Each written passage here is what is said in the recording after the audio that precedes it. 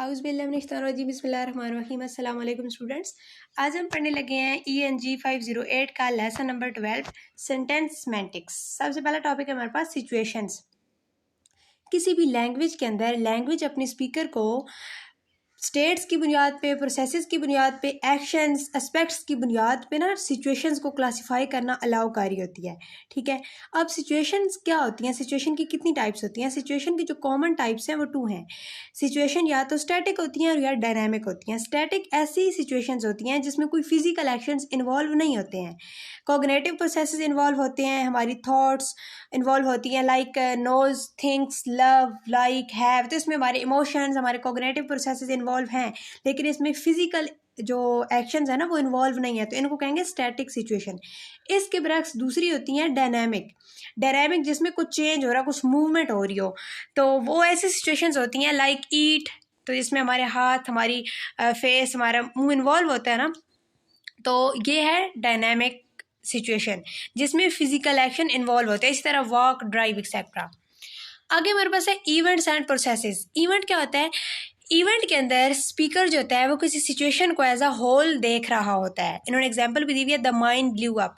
अब एक मूवी की एग्जांपल ले सकते हैं, जैसे एक बंदा एक जगह पे बैठ के एक मूवी को, कंप्लीट मूवी को एक ही वक्त में, एक ही टाइम में देखता है, तो उसके अंदर जितने भी एक्शंस इन्वॉल्व थे वो सारे उसने एक ही मूवी के अंदर देखे हैं, तो उसको आप कह सकते हो एक इवेंट। मूवी को आप एक इवेंट का नाम दे सकते हो। और इसके बरक्स जो प्रोसेस होता है, उस मूवी के अंदर जो डिफरेंट एक्शंस हो रहे थे, लाइक कोई भाग रहा है, कोई डांस कर रहा है, इस तरह से वो जो एक्शंस थे उनको आप कह सकते हो प्रोसेसेस। तो डिफरेंट प्रोसेसेस से मिल के एक इवेंट बनता है। आगे इन्होंने कहा है कि प्रोसेसेस की ना 2 टाइप्स होती हैं, इनक्वेटिव एंड रिजल्टेटिव। इनक्वेटिव एक्शन की बिगिनिंग होती है। यहाँ पे इन्होंने एग्जाम्पल भी दी हुई है, ही रैन टू द फॉरेस्ट। तो ही रैन, ये इसका जो इस स्टेटमेंट का जो स्टार्टिंग पॉइंट है ना, उसको हम कह सकते हैं इनक्वेटिव प्रोसेस। उसने कुछ काम शुरू किया है ना, बिगिनिंग जो होती है किसी एक्शन की, और वो फॉरेस्ट तक पहुंच गया। जब फाइनली वो भाग के पहुंच गया ना, तो वो वाला जो एक्शन है वो रिजल्टेटिव होगा। आगे हमारे पास है टेंस एंड एस्पेक्ट। ये वही टेंस है जो हम टेंसेस पढ़ते आ रहे हैं, पास्ट, प्रेजेंट एंड फ्यूचर। और एस्पेक्ट जो है ना वो उस टेंस को कनेक्ट कर रहा होता है उसकी, यानी वो कंप्लीट है या इनकम्प्लीट है। यानी हम जैसे कह सकते हैं present perfect, present continuous, present indefinite, तो वो उसकी उस कंडीशन के बारे में बात कर रहे होते हैं। एस्पेक्ट उसको कहते हैं। Tense is a category which allows the speaker to relate situation to time. For example, they will cut the grass tomorrow. तो इस सेंटेंस में हमें will से अंदाजा हो गया कि ये टेंस क्या है, फ्यूचर टेंस है। Aspect system allows the speaker to relate situation and time and to view an event in various ways, a complete or incomplete. यानी एस्पेक्ट पे हम ये देख रहे होते हैं कि पहले हमें ये तो पता चल गया कि सेंटेंस जो है वो फ्यूचर की बात हो रही है, इसमें प्रेजेंट की हो रही है, पास्ट की हो रही है। एस्पेक्ट के अंदर हम ये देख रहे हैं कि वो जो बात हो रही है, वो एक्शन जो है वो कंप्लीट है या इनकम्प्लीट है। Aspect have to do not with the location of an event in time, but with its temporal distribution. यानी इसमें लोकेशन की कोई बात नहीं हो रही होती है, लेकिन उसमें टेम्पोरल डिस्ट्रीब्यूशन के बारे में बात हो रही होती है। जैसे शी इज़ कमिंग, तो ये वाला इनकम्प्लीट है, हमें कमिंग ING से पता चल रहा है कि ये कंटिन्यूस है, तो ये अभी इनकम्प्लीट सेंटेंस है। शी हैज़ कम, तो ये वाला कंप्लीट सेंटेंस है। ये हम एस्पेक्ट के अंदर स्टडी करते हैं।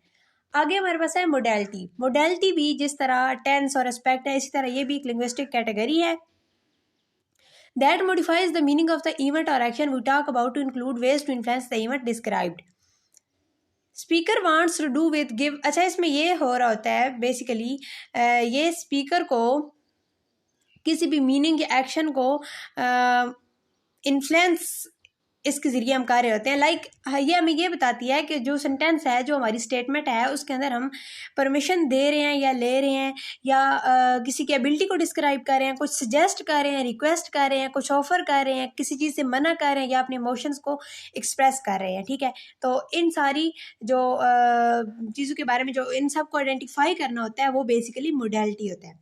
There are 2 types of modality.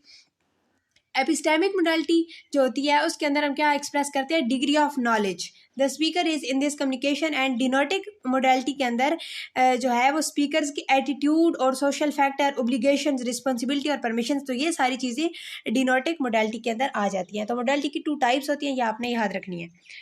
आगे हमारे पास है mood. Mood is the quality of verb which conveys the writer's attitude और feeling towards subject. Moods also shows the feeling of the speakers at time of speaking, for example it may rain tomorrow. यहाँ पे mood के अंदर speaker का जो personal attitude होता है वो शो हो रहा होता है। जैसे इट मे रेन टुमारो, तो इसमें स्पीकर अपने ख्यालात का इजहार कर रहे हैं ना कि हो सकता है आज बारिश हो। In this example the speaker attitude is uncertain about the rain.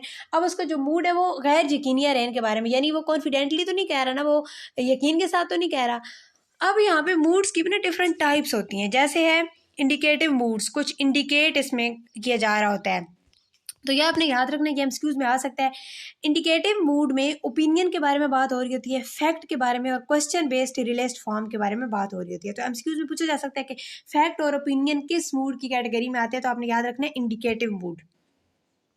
Second इसकी कैटेगरी है, इसकी टाइप है हमारे पास पोटेंशियल मूड। पोटेंशियल जो है इसका मतलब होता है प्रोबेबिलिटी। तो यहाँ पे कुछ कंडीशनल ऑक्सिलरी वर्ब्स का यूज़ हो रहा होता है, जैसे आपको ये काम करना चाहिए या आपको ये करना होगा, शुड बी, वुड बी और हैव टू, इस तरह से, टू हैव, इस तरह से, इस तरह के वर्ड्स यूज़ हो रहे होते हैं। तो ये वाला एमसीक्यूज में इस तरह से पूछा जा सकता है। सबसे पहले तो ये जो मैंने हाईलाइट किया ना, the word potential stand for, तो ये आपने याद रखना है प्रोबेबिलिटी।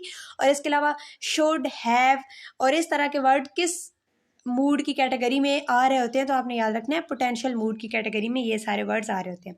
आगे सबजंक्टिव। सबजंक्टिव जो है ये इंडिकेटिव का उलट है, उसका कंट्रास्ट है, और इसके अंदर अनसर्टेनिटी शो हो रही होती है। इसमें कुछ हमारे बिलीव्स होते हैं, विशेज़ होती है, और ये जो बिलीव्स होते हैं ना, ये क्योंकि हर बंदे के डिफरेंट होते हैं, ये वेरीज करते हैं पर्सन टू पर्सन, और ये बाज़ औक़ात सही नहीं भी होते हैं। और यहाँ पे उन्होंने विश की एग्जांपल दी हुई है, जैसे मे यू लिव लॉन्ग, तो ये वाली भी पूछी जा सकती है, ये किस मूड की एग्जांपल है, तो ये सबजंक्टिव मूड की, और यहाँ पे हम अपनी विश को एक्सप्रेस कर रहे हैं। आगे हमारे पास है इंपेरेटिव मूड्स। इंपेरेटिव मूड्स के अंदर डायरेक्ट कमांड या डायरेक्ट रिक्वेस्ट की जा रही होती है। जैसे इन्होंने यहाँ पे कमांड की एग्जांपल दी हुई है, शो मी द मनी, तो यहाँ पे कमांड दी जा रही है, तो ये इंपेरेटिव मूड्स है। तो इसको रिवाइज कर लेते हैं। मूड्स की कितनी टाइप्स हैं इसकी, जी है हमारे पास 4 टाइप्स। सबसे पहले इंडिकेटिव मूड्स, जिसमें ओपिनियन, फैक्ट और क्वेश्चन के बारे में बात हो रही है।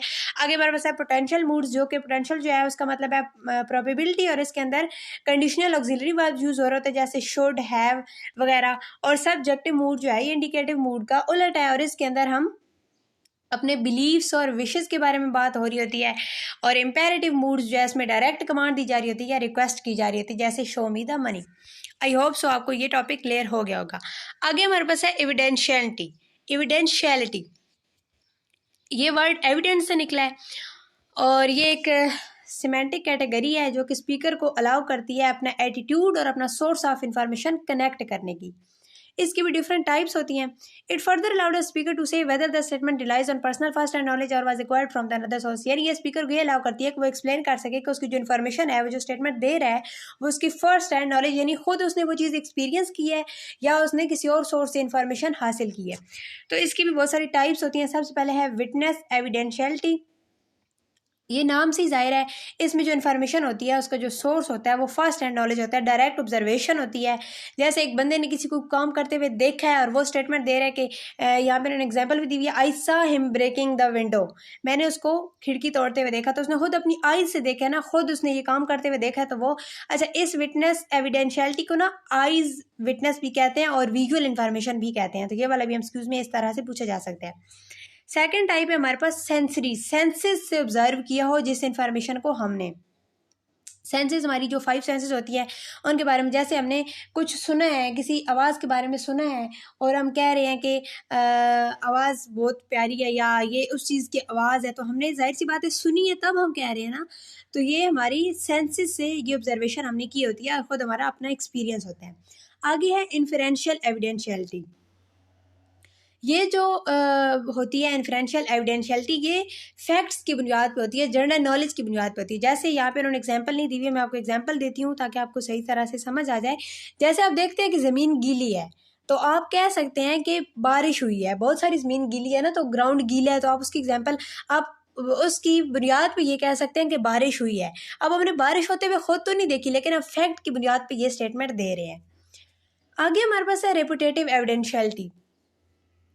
Indicates that the information was reported to the speaker by another, यानी हम किसी और बंदे से हमने बात सुनी होती है, कोई ऑथेंटिक वे से हमारे पास इन्फॉर्मेशन पहुंची होती है कि हमने न्यूज़ में कुछ सुना होता है और वो हम आगे किसी को बता रहे होते हैं, तो वो होगी रेपुटेटिव एविडेंशियलिटी। आगे हमारे पास है अज्यूम्ड एविडेंशियलिटी। अज्यूम्ड कुछ हम गैस करते हैं, कुछ अज्यूम करते हैं हमारे जनरल नॉलेज की बेस पे, कुछ रस्म और रवाज की बेस पे, कुछ जनरल नॉलेज की बेस पे। जैसे किसी इलाके में फ़र्ज़ करें कोई ये एक रिवाज बन चुका है, ये एक जनरल हैबिट बन चुकी है कि जो वहाँ की दुकानें हैं ना वो 8 बजे खुलती हैं। अगर कोई बंदा आके पूछता है, फ़र्ज़ करें जिस बंदे से पूछा जा रहा है वो कभी दुकान पे नहीं गया, खुद उसने कभी दुकानें खुलते हुए देखा नहीं है कि 8 बजे ही एग्जैक्ट खुलती हैं, लेकिन उसने सुना हुआ है कि इस इलाके की दुकानें 8 बजे खुलती हैं। तो उससे कोई बंदा आके पूछता है कि यहाँ ये स्टोर कितने बजे खुलेगा, तो वो आगे से कहेगा कि 8 बजे यहाँ की दुकानें खुलती हैं। अब यहाँ पे अज्यूम्ड है, यानी उसने सुना हुआ है और अज्यूम कर लिया और वो इन्फॉर्मेशन आगे कन्वे कर दिया, तो ये होगी अज्यूम एविडेंशियलिटी। आई होप सो आपको लेक्चर की समझ आई होगी। अगर आप चैनल पे न्यू और अभी तक आपने मेरे चैनल को सब्सक्राइब नहीं किया तो काइंडली सब्सक्राइब कर दे। मिलते हैं नेक्स्ट वीडियो में, दुआ में याद रखिएगा। अल्लाह हाफिज़।